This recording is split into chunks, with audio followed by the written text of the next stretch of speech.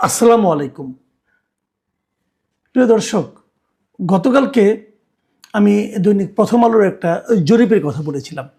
সেই জরিপে তারা অনেকগুলো প্রশ্ন করেছিল এবং তারা একটা একটা করে প্রশ্ন নিয়ে আলাদা আলাদা রিপোর্ট করছে। কালকে কিছু করেছে, আজকেও কিছু করেছে। তো আজকে একটা রিপোর্ট আমার কাছে খুবই গুরুত্বপূর্ণ মনে হয়েছে।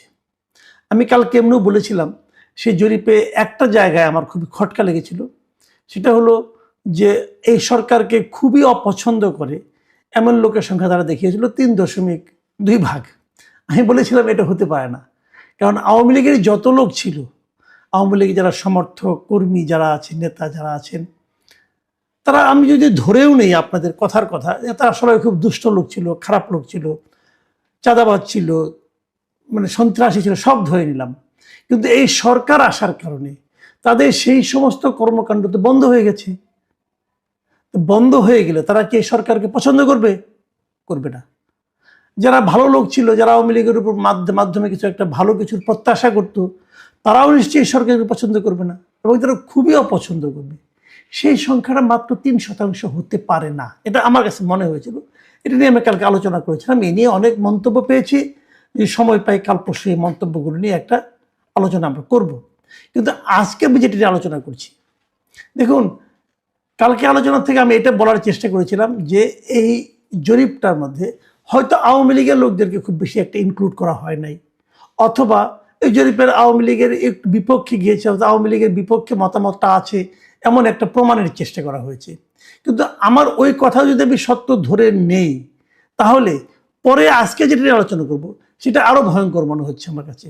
সেটা কি, এটার নিউজ তারা মানে ওরা যা শিরোনাম করেছে প্রথম আলো, সেটা বলেছে নির্বাচনে আওয়ামী লীগকে চান না 28%, শর্তহীন ও শর্তযুক্তভাবে চান 69%। দেখুন, বিষয়টা কিন্তু আসলে একটু জটিল হয়ে গেল, যে 69% মানুষ বলতেছে যে তারা আওয়ামী লীগকে নির্বাচনে চান। এদের মধ্যে কেউ কেউ বলেছেন যে না, এই শর্তে চাই। শর্তগুলি কেমন? তাদের ক্ষমা প্রার্থনা করতে হবে, তাদেরকে বিচার করতে হবে, তারপরে চাই। আবার কেউ কেউ বলেছে না, কোনো শর্তই দেওয়া চলবে না, তারা নির্বাচন করবেন, এবং নির্বাচন করার পর যদি তাদের জনগণ প্রত্যাখ্যান করে তাহলে তার প্রত্যাখ্যাত হলো, না হলে তাকে নির্বাচনের বাইরে রাখার কোনো রকম গণতান্ত্রিক অধিকার এই সরকারের নাই। এটা অনেকে বলেছে। এখন সেখানে আমি একটা জিনিস, যেমন ওই প্রশ্নটা ছিল, আমি সেটা আপনাদের আরো ভেঙে ভেঙে বলি। প্রশ্নটা ছিল যে আগামী জাতীয় সংসদ নির্বাচনে গণ অভ্যুত্থানে পতিত দল আওয়ামী লীগের অংশগ্রহণ সম্পর্কে আপনার মতামত কি? দেখুন, প্রশ্নটার মধ্যে কিন্তু আওয়ামী লীগকে খুবই ছোট করে দেখানো হয়েছে, যে গণ অভ্যুত্থানে পতিত দল, তার মানে আওয়ামী লীগ অবশ্যই গণ অভ্যুত্থানে পতিত হয়েছে, এটা নিয়ে আমার কোনো আপত্তি নেই। কিন্তু কিন্তু যখন 1 বছর 1.5 বছর পর যখন এই প্রশ্নটা করা হয়েছে, উত্তরদাতাকে আবারও স্মরণ করিয়ে দেওয়া হয়েছে যে এই দলটা কিন্তু গণ অভ্যুত্থানে পতিত। তার মানে এই দলের প্রতি আপনার সিম্প্যাথি না দেখালেও কোনো সমস্যা নেই, এই ধরনের একটা ইঙ্গিত কিন্তু প্রশ্নের মধ্যে আছে। সেরকম ইঙ্গিত থাকা সত্ত্বেও উত্তরটা কি এসেছে শুনেন। উত্তরটা এসেছে যে 27.8% উত্তরদাতা বলেছেন বিনা শর্তে আওয়ামী লীগকে ভোটে অংশ নিতে দেওয়া উচিত। আমি মনে করি এটাই আসলে আওয়ামী লীগের মূল সমর্থক। তারা 27.8% লোক এরা বলেছে যে কোনো রকম শর্ত টর্ত না, আওয়ামী লীগকে নির্বাচনে অংশ নিতে দেওয়া উচিত। আর 26% উত্তরদাতার মতে শাস্তি ও সংস্কার হলে আওয়ামী লীগ নির্বাচনে অংশ নিতে পারে। তার মানে প্রায় কাছাকাছি 26% লোক মনে করেছে যে আওয়ামী লীগের যদি একটা শাস্তি দেওয়া হয়, অথবা আওয়ামী লীগ যদি নিজেদের মধ্যে কিছু সংস্কার করে, তাহলে তাদের নির্বাচনে অংশ নিতে দেওয়া উচিত। আর 14.8% মানুষ তারা বলেছে যে আনুষ্ঠানিকভাবে যদি আওয়ামী লীগ ক্ষমা চায়, তাহলে আওয়ামী লীগকে নির্বাচনে অংশ নিতে দেওয়া উচিত। মানে আওয়ামী লীগ বলবে যে আমরা যা করেছি এই সময়টাতে তারা ভুল করেছি, এটা বললেই তাদেরকে ক্ষমতায় যেতে দেওয়া, নির্বাচন করতে দেওয়া উচিত। এই তো আমাদের 3টা ধারণা, একটা হলো বিনা শর্তে দেওয়া উচিত, আরেকটা ধারণা শাস্তি ও সংস্কারের কারণে দেওয়া উচিত, মাধ্যমে দেওয়া উচিত, আরেকটা ধারণা হলো যদি তারা ক্ষমা চায় তাহলেই দেওয়া উচিত। এই 3টা যোগ করলে দাঁড়ায় 69.2%। এখন এই 69.2% লোক বলছে যে আগামী নির্বাচনে তারা কিছু শর্ত দিয়ে অথবা শর্ত না দিয়ে যেভাবে হোক তারা আওয়ামী লীগকে নির্বাচনে দেখতে চায়। আমরা যে নির্বাচনের দিকে অগ্রসর হচ্ছি, মানে ডক্টর ইউনূসের অন্তর্বর্তীকালীন সরকার, তারা যে নির্বাচনে আয়োজন করতে যাচ্ছে, সেই আয়োজনের সঙ্গে কিন্তু এই ৬৯.২% মানুষের মতামতের কোনো মিল নেই। এই যে এত লোক বলছে যে আওয়ামী লীগকে নির্বাচনে অংশ নিতে দেওয়া উচিত, আর সরকার বলছে যে আওয়ামী লীগ নির্বাচন করতে পারবে না, তাহলে সেই নির্বাচনে সাধারণ মানুষের প্রতিনিধিত্ব, দেশের সমস্ত মানুষের যে মতামত, তাকে সত্যিকার অর্থে প্রতিফলিত হবে? আমার মনে হয় হবে না।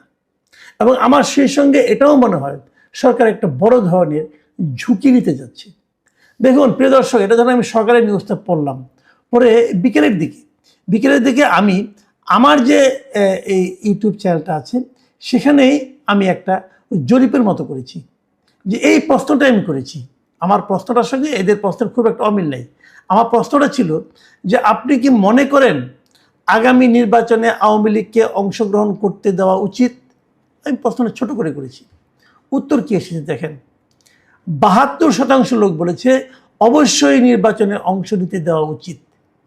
তার মানে ওখানে ছিল ৬৯.১%, সবগুলি যোগ করলে, আর আমার এখানে হচ্ছে ৭২%, মানে কাছাকাছি। কিন্তু মানে সাধারণ মানুষের যে মতামতটা, এটা প্রথম আলো এবং আমার এখানে প্রায় একই রকম হয়েছে। আর নির্বাচনে অংশ নিতে দেওয়া উচিত নয় বলেছে ২১% লোক। অপরাধের জন্য ক্ষমা চাইলে নির্বাচন করতে দেওয়া উচিত বলছে ৫% লোক, আর ২% লোক কোনো মন্তব্য করতে চায় নাই। আমার এখানে গত ৫ ঘন্টায় আমি দেখেছি সেখানে ১১,০০০ লোক ভোট দিয়েছে। ১১,০০০ লোক কিন্তু তারা বাংলাদেশি। তারা আওয়ামী লীগ, বিএনপি, জামাত এদের কারো না কারোকে ভোট দেয় অথবা অন্য কোনো দলকে ভোট দেয়। তাদের মধ্যে ৭২% লোক বলেছে যে আওয়ামী লীগকে নির্বাচনে অংশ নিতে দেওয়া উচিত। আর যদি তারা ক্ষমা চায় তাহলে বলেছে যে ক্ষমা চাইলে আরো ৫% বলেছে তাকে নির্বাচনে ইলেকশন করতে দেওয়া উচিত। তাহলে এই যে দুটো আমরা পেলাম, প্রথম আলোর এত আলোচিত জরিপ আর আমার মতো ক্ষুদ্র মানুষের ১১,০০০ লোকের জরিপ, মতামতটা কিন্তু ঘুরে ফিরে একই জায়গায় আসছে। সেই মতামতটা কি? যে আওয়ামী লীগকে নির্বাচনে অংশ নিতে দেওয়া উচিত। যদি আপনি না দেন, তারপরে না আমি এগুলি মানি না, আমি আমার মতো যেটা ভেবেছি সেটাই হবে, তাহলে কি হবে? আপনি বৃহত্তর জনগোষ্ঠীর মতামতকে উপেক্ষা করলেন। তো যে সরকার বৃহত্তর জনগোষ্ঠীর মতামতকে উপেক্ষা করে, সেই সরকারকে আমরা কি সরকার বলবো? সেটা কি জনগণের সরকার হবে? হবে না।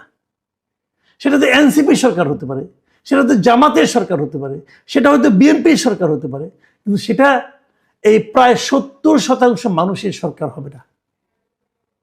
তো ৭০% মানুষের মতামতকে উপেক্ষা করে আপনি কিছু একটা করে ফেলবেন ভাই, সেটা কি ইতিহাস আপনাকে ক্ষমা করবে? আমার সেটা মনে হয় না। আমি মনে করি, দেখুন আমি এখানেও একটা কথা বলে নিই আপনাদেরকে, সেটা হলো এই প্রথম আলো যে রিপোর্টটা আমি পড়েছি, সেই রিপোর্টের নিচের দিকে আপনারা তো জানেন প্রথম আলোতে প্রচুর মন্তব্য থাকে, কিন্তু আমি আপনাদের যদি একটা যেটা মন্তব্য করে পড়ে শোনাই তাহলে আপনি বুঝতে পারবেন। একজন মন্তব্য করেছেন, আননেমড ইউজার লিখেছেন যে ৬৯% মানুষের রায়কে উপেক্ষা করে নির্বাচন করলে সেই নির্বাচন অবশ্যই প্রশ্নবিদ্ধ হবে।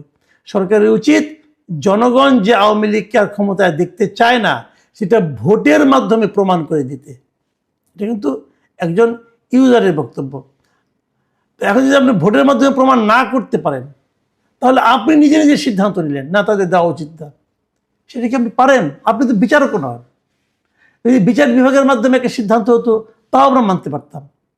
আপনি কে সিদ্ধান্ত নেওয়ার? আপনি কেউ না। আপনি যে আসলেই কেউ না, এটা আপনারা কদিন পরেই বুঝতে পারবেন। আপনারা কেউ না। আপনারা মনে করছেন আপনাদের সব কিছু করার ম্যান্ডেট আছে, এই মনে করা আপনার মধ্যে সীমাবদ্ধ। এই দেশের মানুষ সেটা মনে করে কিনা সেটা আপনি জানেন না এবং জানার চেষ্টাও করেন নাই। এই জায়গাটাতেই আপনারা পিছিয়ে আছেন। এবং প্রত্যেকটা শাসক, আমি তাদের স্বৈরাচারী শাসকই বলবো, তারা জনগণের পালসটাকে এভাবেই উপেক্ষা করে, এবং উপেক্ষা করার ফল কিন্তু তাদের জন্য কোনোভাবেই সুখকর হয় না। অতীতেও হয় নাই, আগামীতেও হবে না। প্রিয় দর্শক, এখন এই পর্যন্তই। আল্লাহ হাফেজ।